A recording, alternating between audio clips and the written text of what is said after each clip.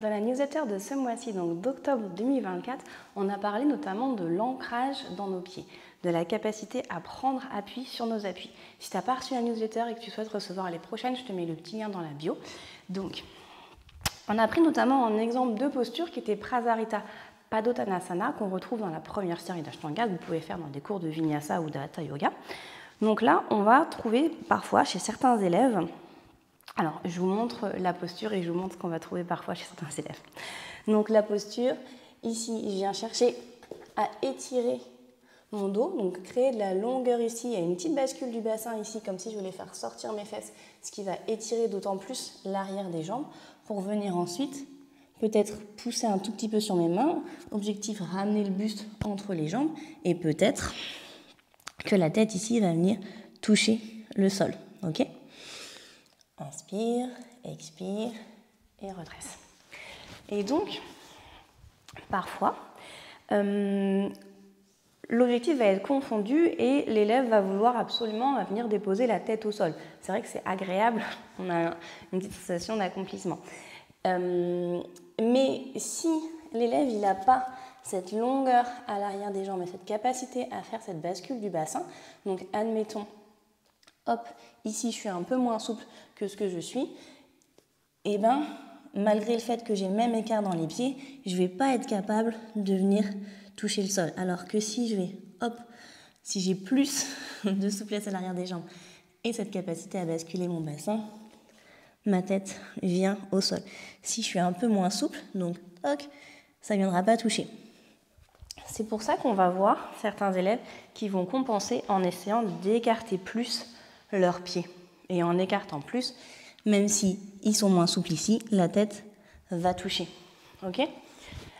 Le problème, c'est qu'en écartant plus, donc je vais vous le faire ici, hop, ma tête touche, mais peut-être que j'ai moins d'étirement à l'arrière des jambes et surtout, ici, je suis moins ancrée dans mes appuis parce que j'ai cherché tellement à écarter pour venir me rapprocher du sol que je suis moins dans mes pieds. Donc en fait, c'est au détriment de votre ancrage ou de l'ancrage de l'élève. Et pour vérifier ça, il suffit de demander à l'élève, une fois qu'il est redressé, ou vous vérifiez sur vous-même si c'est quelque chose que vous faites, est-ce que vous arrivez à pousser sur vos pieds pour sauter, pourquoi pas revenir en Samastiti. Donc là, avec un grand écart,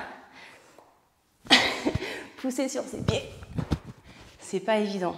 Si vous vous sentez fort dans vos appuis, vous êtes capable de décoller les deux pieds en même temps et de revenir à l'avant de votre tapis, vous êtes bien ancré. C'est le petit test que j'ai trouvé ce mois-ci avec les élèves. Donc voilà, à vérifier sur vous. Une autre erreur qu'on va voir un petit peu, toujours dans cette même thématique, c'est sur Utthita Parshva Konasana, où là, voilà la posture.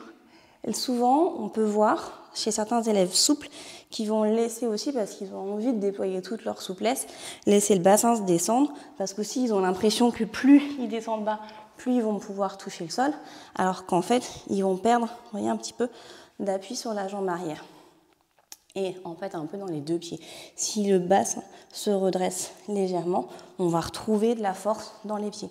Donc soit on met un bloc, soit des fois ça fonctionne quand même avec la main, soit le coude sur le genou pour se ressentir bien ancré. Il faut se souvenir qu'ici, c'est un peu comme en guerrier 2.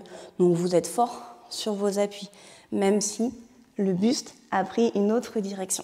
Donc pareil, ici quand vous vous redressez, vous êtes capable de sauter. Voilà pour les deux petits points qu'on a abordés dans la newsletter et que je vous ai mis en image là. J'espère que ça vous a intéressé, que ça va peut-être enrichir votre pratique ou votre approche de certaines postures. Et je vous souhaite une très belle journée au mois prochain.